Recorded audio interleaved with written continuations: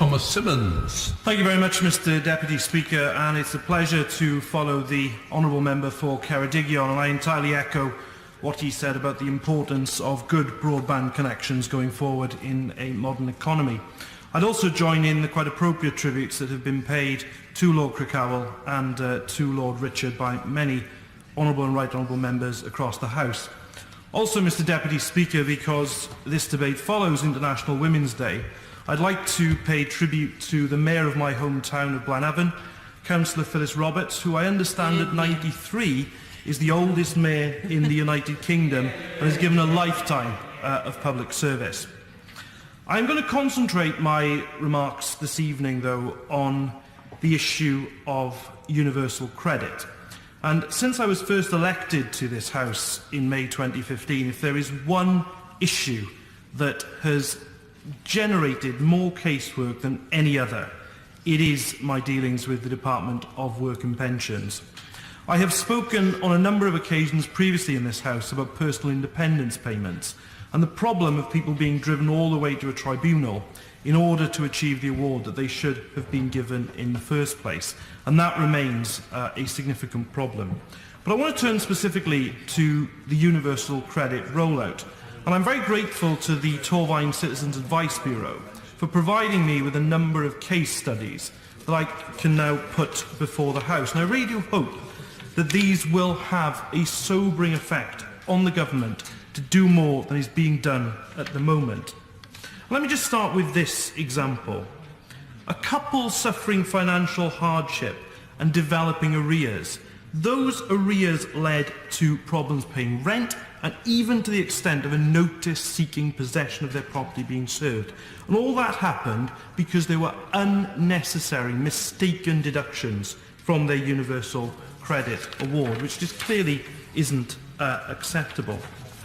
Let me give another example, Mr Deputy Speaker, where an initial payment was delayed by 2 weeks, causing rent arrears to increase, leaving no money for gas or for electricity. By the time this arrived, most of it was owed to the landlord in arrears, and what then happened? He discovered his allowance for 2 children had been omitted from the claim. By the time this was rectified, 6 weeks later, the family had been left in the interim living on food parcels.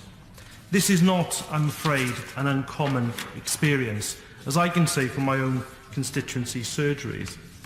And let me give perhaps the example that shows the real problems to people that have been caused by social security policy over the last 8 years. A person who is a 27-year-old man in the process of moving into a property with his partner. They're currently in receipt of employment and support allowance. Their income from employment and support allowance per calendar month works out at £986.70. Total universal credit, £817.65. So they are going to be £169.05 a month worse off under universal credit. But that isn't the end of it, because they're also going to be subject to an under-occupancy charge because they're living in a 2-bedroom property. They're going to be hit by the bedroom tax as well. And they are an example of people, many people in my constituency, who are being made significantly worse off because of the failure to pause and fix the universal credit rollout. Let me be clear, Mr Deputy Speaker, this is not the fault of staff who work extremely hard. I visited the Job Centre Plus in Pontypool only recently and saw the excellent work that staff there were doing in order to try to make this rollout of universal credit work. I've also visited Cwmbran Pension Centre in my constituency, where the staff are being severely let down by this Tory government, with having hanging over them the threat of Cwmbran Pension Centre being closed in due course and the staff moved to a hub north of Cardiff, taking away those local jobs from those people and taking away support from the local economy. I should also say that there is an incredible generosity amongst the people of Torfaen in terms of the donations that I've seen them make to local food banks. And local food bank use is increasing as a consequence of this universal credit rollout. And let me say to Mr Deputy Speaker that as I stood and watched people making donations, I've also had requests from local food banks to give, believe it or not, toiletries because of the poverty that is being created by universal credit and the amount of time people are having to wait for payment. Torfaen County Borough Council does its very best within the financial constraints it has, not least in its approach to discretionary housing payments, to try to make this situation better.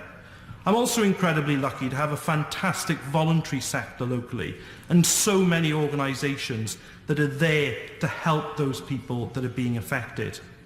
But whilst all that local work is excellent, and I am very proud of what people in my constituency do, the reality is that the blame for this situation lies squarely on the UK government. And they really do, Mr Deputy Speaker, have to do more. We've had a vote in this House asking the government to pause and fix the universal credit rollout, but they are simply not doing enough.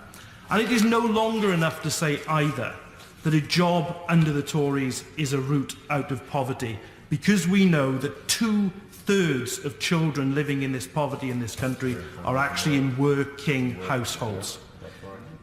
The jobs that the Tories talk about, I'm afraid, are insecure, they are not paid as they should be, and this is a government that is simply driving up poverty. And I also say to ministers today, having highlighted the examples that I have, that now is the time to act. Callous indifference simply can't continue. Robert.